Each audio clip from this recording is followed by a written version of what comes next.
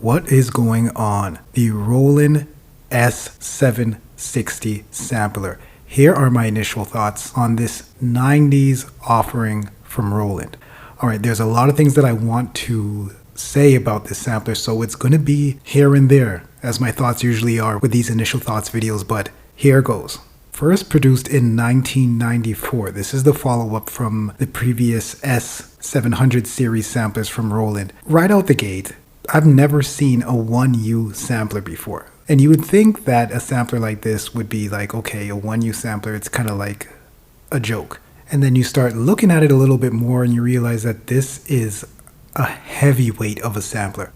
I'm so impressed with this sampler that I'm just kind of confused as to why I haven't looked at it earlier. I've always heard great things about Roland samplers, and this is not my first Roland sampler, but this in particular is probably one of the best samplers that I own. Now, this is a regular 16-bit sampler with 2 megabytes of memory, expandable up to 32 megabytes. But here's the amazing thing. While it samples at 16-bit, its digital to analog converter is 18-bit. This sampler sounds amazingly warm. Like, I haven't poked around with this sampler much. As soon as I sampled something in there and played it back, I heard something different than what I put in there. And don't get me wrong, this is not a life-changing sound, but when you use samplers enough, certain samplers grab your attention right away and other samplers give you kind of what you kind of expected. This is not the case. This is one of those noticeable things when you're like, oh, that kind of sounds different in a good way. As with most 90s samplers, you get a variety of sample rates. You get essentially a starting sample rate of 16 kilohertz and you can take it all the way up to 48. Now, because it's a sampler that takes up so little real estate, that's going to lend to certain user problems, like that little screen on the front. For a sampler of this depth, the screen doesn't do it any type of justice. And luckily with this sampler, it has a video output at the back that you can hook up to any composite monitor or S-video monitor, and you can control the S760's operating system from there. But here's the problem. That requires an optional card called the OP761.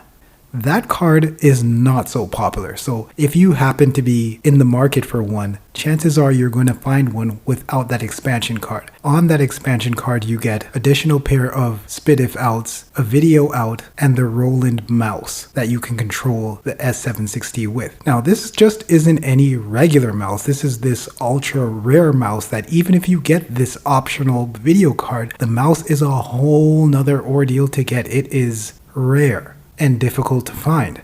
So if the stars don't line up for you in this way, you're going to be stuck using the front panel, which isn't completely bad. It's not bad, except these screens are notorious for going bad, which is the case with mine. Now, just to touch on the back panel a little bit, it has your standard SCSI port, MIDI in and out. The out can double as a THRU as well, so it's only 2 MIDI ports on the back, and 2 sets of outputs and 1 set of stereo inputs. And this is how Roland was able to scale down the S760 from its older brothers in the 700 series, which had insane amount of outputs and insane amount of stuff on the back, including the video output, which came standard with those samplers. The 760 gave you the option to upgrade if you needed it, making it a smaller, more compact, affordable sampler. However, the power is still there. And what do I mean by power?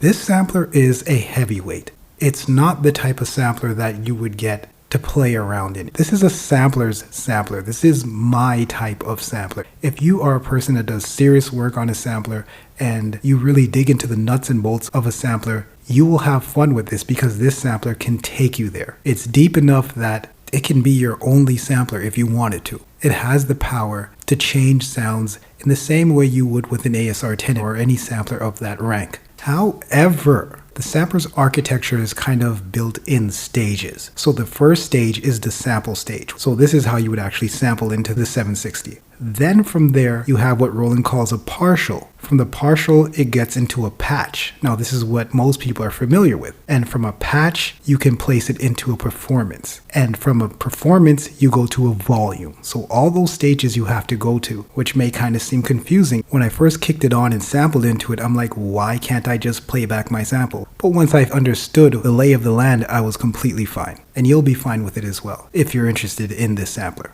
Now, I got this sampler as a gift from a subscriber, and I would really like to say his name, but I don't want to because I didn't ask for permission and I value privacy more than most. However, he had it in his studio. It wasn't getting the type of use that it used to, and he contacted me and asked me if I wanted, and I was like, sure. And now, fully understanding that he gave not only the sampler, the video output, and the coveted mouse, I'm completely thankful for the generous gift because this is a powerhouse of a sampler. Now, as far as pricing, there would be levels. If you were to get a base model S760 with no expansions on it at all, $250 to low $300s would be fine. I think it would be a steal at that price. However, if you're looking for a fully expanded F760, at this point you're still looking at low to mid 500s easily, and it's actually worth it. So in saying that, would I recommend this sampler as a first sampler?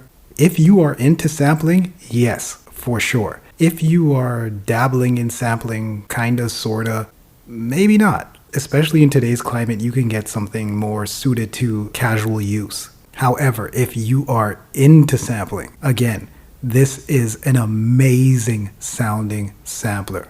Oh, and one more thing. Not only does it traditionally reduce sample rate for memory purposes, it also has a bit reduction function on it. And this is the only sampler that I own made in the mid-90s that has that feature on it, which just speaks to how valuable this sampler would be as a tool to shape sounds. Complete workhorse, can't say enough. Anyway, those are my initial thoughts on the Roland S-760 sampler. Thank you for listening. If you liked and learned something today, subscribe to us here on YouTube. I will catch you on the next one. In the meantime, take care of yourself. Peace.